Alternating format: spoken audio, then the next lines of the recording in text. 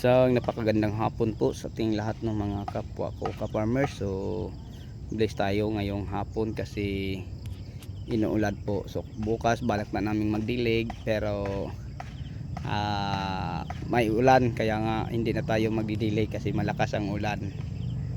So share ko lang po, ito po ang ating tanim na talong na Calixto F1 kung saan sobrang kapal, sobrang tangkad, no?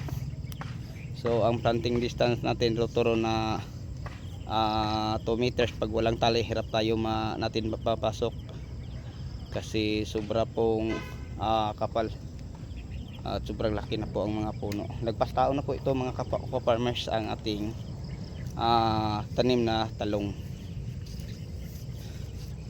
Okay, so katatapos lang nawala ang ulan. Yan, ito bumigay sa hangin kanina. So tingnan nyo,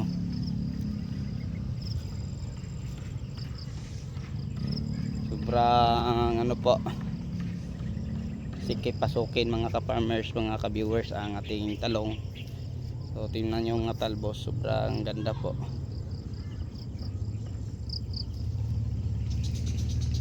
Okay, so ngayon samahan nyo ako, pasyal ko kayo sa taniman po natin ng ampalaya. Ito na po mga ka-farmers ang ating ampalaya. Yan, diretso na ang tubig. Yan. So ngayon pa lang po natin to tinambakan ng lupa sa puno.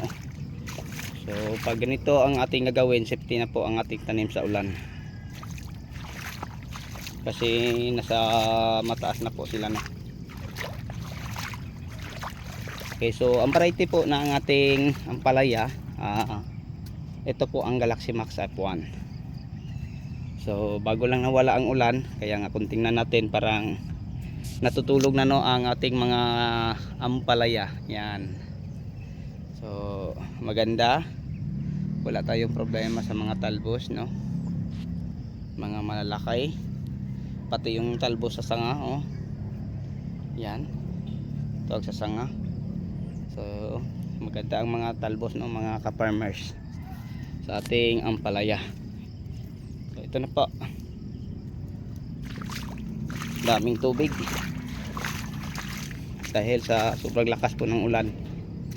So yung ampalaya natin mga ka-farmers, ay mapapansin na tayong ganyan kalaking bunga-bunga, oh.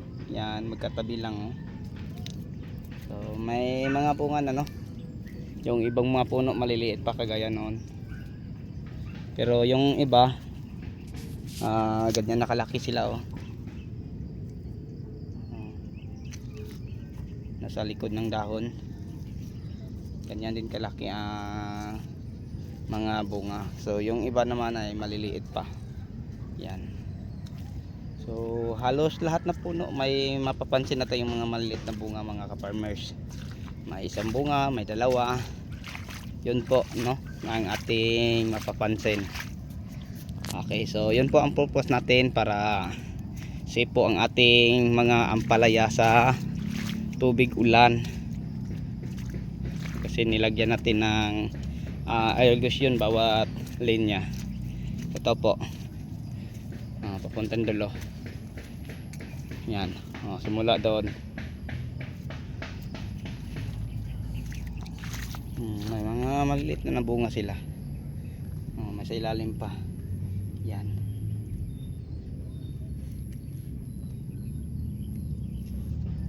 Okay, so yun po ang mapapansin nating mga maliliit na bunga mga ka-farmers. May isa or dalawa na. So yun po ang hand tractor natin ginagamit. Yan, gandang tingnan. Pag walang irrigation to, lubog sa baha. Buti na lang nalagyan natin ng irrigation.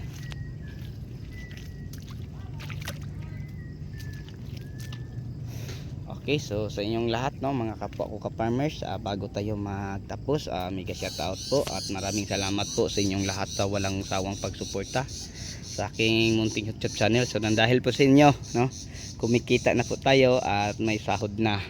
So kung wala kayo mga ka-farmers, hindi siguro ako kikita. So dahil sa walang sawang pagsuporta, maraming salamat po, lalo na sa mga viewers nating mga farmers na mga baguhan. Hingi naman ako na palagi sa inyo ng favor na huwag nyong i-skip yung mga ads natin, kasi yun lang po ang yun po, kaya kami nagsipag dahil po sa mga ads na meron kami sa aming mga content. So dahil sa mga ads, nagsipag kami kasi yun po ang palatandaan na kikita kami. So don't skip my ads mga ka-farmers, mga ka-viewers. Okay, so sa inyong lahat, hanggang dito na lang. Maraming salamat po.